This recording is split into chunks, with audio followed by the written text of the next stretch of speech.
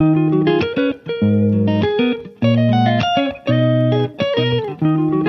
श्रीमन नारायण। नमस्कार दोस्तों, मेरे चैनल में आपका स्वागत है।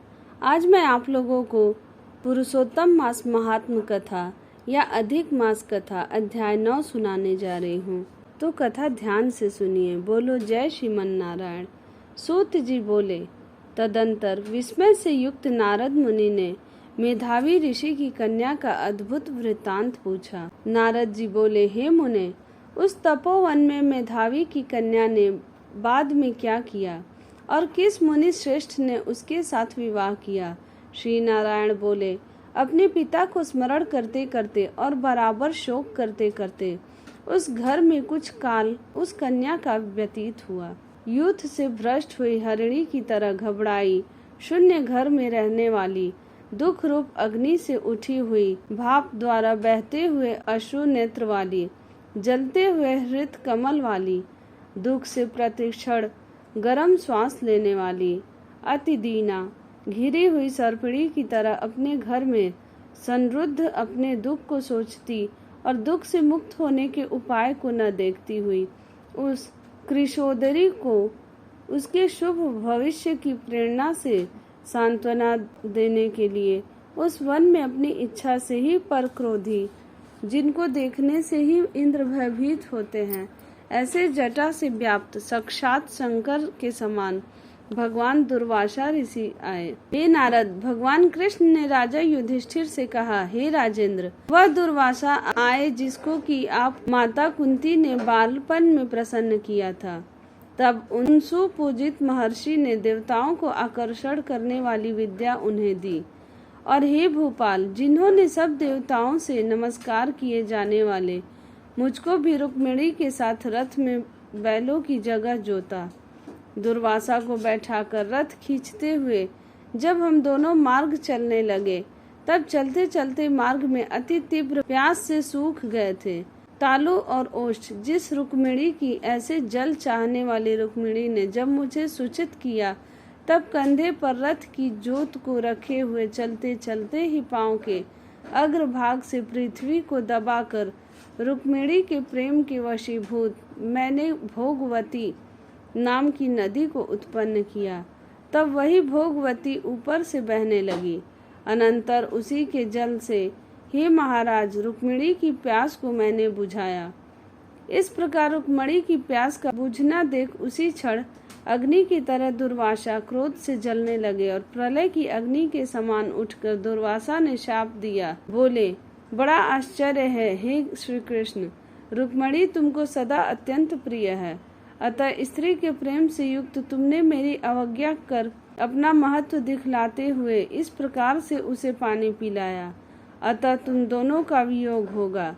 इस प्रकार उन्होंने शाप दिया था। हे युधिष्ठिर, वही यह दुर्वासा मुनि है, साक्षात रुद्र के अंश से उत्पन्न, दूसरे काल रुद्र की तरह, महर्षि अत्रि की उग्र तप रूप, कल्प वृक्ष के दिव्य फल, पतिव्रताओं के सिर के रत्न, अनसुईया भगवती के गर्भ से उत्पन्न, अत्यंत मेधा युक्त दुर्वासा नाम के ऋषि, अनेक तीर्थों के जल से भीगी हुई जटा से भूषित सिर वाले साक्षात तपोमूर्ति दुर्वासा ऋषि को आते देखकर कन्या ने शोक सागर से निकलकर धैर्य से मुनि के चरणों में प्रार्थना की। प्रार्थना करने के बाद जैसे वाल्मीकि ऋषि को जानकी अपने आश्रम में लाई थी, वैसे ही यह भी दुर्वासा को अपने घर में लाकर अर्घ्य, पाद्य और विविध प्रकार के जंगली फलों और पुष्पों से स्वागत के लिए आज्ञा लेकर आदर पूर्वक पूजन कर तदंतर, हे राजन, यह बाला बोली। कन्या बोली, हे महाभाग, हे अत्रि कुल के सूर्य, आपको प्रणाम है। हे साधु, मेरी अभाग्या के घर में आज आपका शुभागमन कैसे हुआ? हे मुने, आपके आगमन से आज मेरा भाग्योदय हुआ है, अथवा मेरे पिता के पुण्य के प्रवाह से प्रेरित मुझे सांत्वना देने के लिए ही आप मुनि सत्तम आए हैं।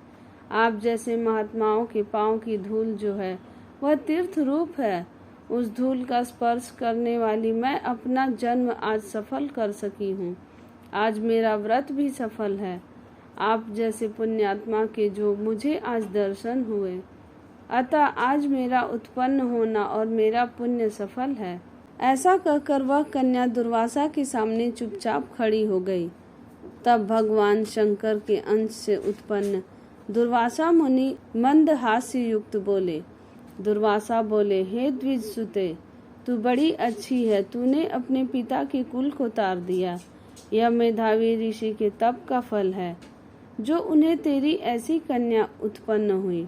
तेरी धर्म में तत्परता जान कैलाश से मैं यहाँ आया और तेरे घर आकर तेरे द्वारा मेरा पूजन हुआ। हे वरारोहे, मैं शीघ्र ही बद्रिक आश्रम में मुनीश्वर सनातन नारायण देव के दर्शन के लिए जाऊंगा, जो प्राणियों के हित के लिए अत्यंत उग्र तप कर रहे हैं। कन्या बोली, हे ऋषि, आपके दर्शन से ही मेरा शोक समुद्र सूख गया। अब इसके बाद मेरा भविष्य उज्जवल है, क्योंकि आपने मुझे सांत्वना दी। हे मुने, मेरी उस प्रादुर्भूत बड़ी भारी ज्वाला युक्त दुख रूप अग्नि को क्या आप नहीं जानते हैं? हे दया सिंधु, हे शंकर, उस दुखाग्नि को शांत कीजिए। मेरे विचार से हर्ष का कारण मुझे कुछ भी दिखाई नहीं देता। न मुझे माता है, न पिता, न भाई है जो धैर्य प्रदान करता। अतः दुख समुद्र से पीड़ित मैं कैसे जीवित रह सकती हूँ? जिस जिस दिशा में मैं देखती हूँ वह दिशा मुझे शून्य ही प्रतीत होती है। इसलिए हे तपोनिधे, मेरे दुख का निस्तार आप शीघ्र करें।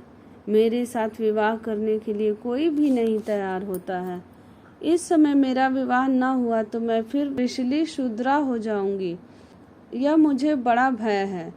इसी भय से न मुझे निद्रा आती है और न भोजन में रुचि होती है। हे ब्राह्मण, अब मैं शीघ्र ही मरने वाली हूँ, यह मेरा इस समय निश्चय है। ऐसा कहकर आंसू बहाती हुई कन्या दुर्वासा के सामने चुप हो गई।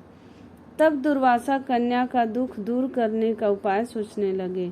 श्री नारायण बोले, इस प्रकार मुनि कन्या के वचन सुनकर और इसका अभिप्राय समझकर बड़े क्रोधी मुनिराज दुर्वासा ने उस कन्या का कुछ ही विचार पूर्ण कृपा से उसे देखकर सारभूत उपाय बतलाया।